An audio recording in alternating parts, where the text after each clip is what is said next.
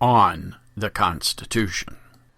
The Constitution proposed, pushed, promised, prevaricated by the predatory party of the day on the other parasitic, paralytic, pantomime party of the day, believing the lies of limitation. Partisan politics is the false duality. Either or, black or white, all or nothing. Usually the first on the lists of cognitive distortions. The crazy making is the illusion that the system works, and works in the best interests of the public. 232 years ago, the Anti-Federalists warned that this federal fraud would unravel.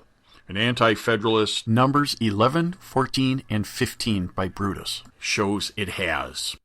Both parties have failed the people by perpetuating the fraud of functionality of government.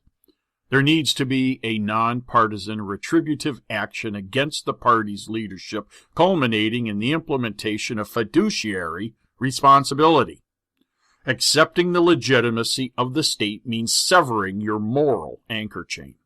By treating the state as a legitimate institution of rule, you have accepted that the mere say-so of ambitious, dishonest, conniving politicians can turn vice into virtue and virtue into vice and punish people according to this upside-down reconstruction. You have implicitly given a pass to the rulers for the commission of every species of crime. If the highest court can make up science, change their decisions years after, and completely change the meanings of words, can we really expect anything less from the lower courts? The Anti-Federalists were right. It only took longer than they anticipated. Anti-Federalist number 11 warned of the non-answerable Supreme Court. The warnings of the Anti-Federalists were ignored, co-opted by the Federalist supporters, and thought to be countered by the Bill of Rights. The first 10 amendments that pretty much now are the 10 suggestions. They were wrong, because the Supremes are the new deity of statism. The President's a king, and the Congress are apostles, disciples, and followers.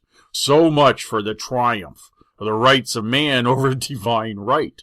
Since 1776, the rest of the world followed an example set by American believers in the Enlightenment's return to natural law principles.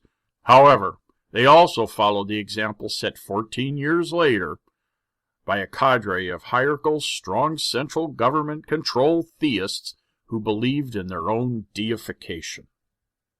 Based on Edward Snowden's exposures of contra-constitutional behavior by the FedGov and the ongoing expose of police misconduct, the FedGov and subsidiaries are rogue. They do not secure the rights, life, liberty, and property of the people who pay for them and brought them into existence.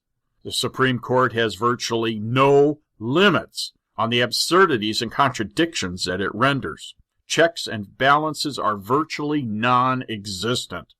It is time for a change to lawful natural law. This 230-year experiment in federal form of self-government is an abject failure. The Fed USA is worse than Great Britain ever was, and is now the world's most dangerous terrorist nation. All done in your name, with your misconstrued consent. What are you going to do about it?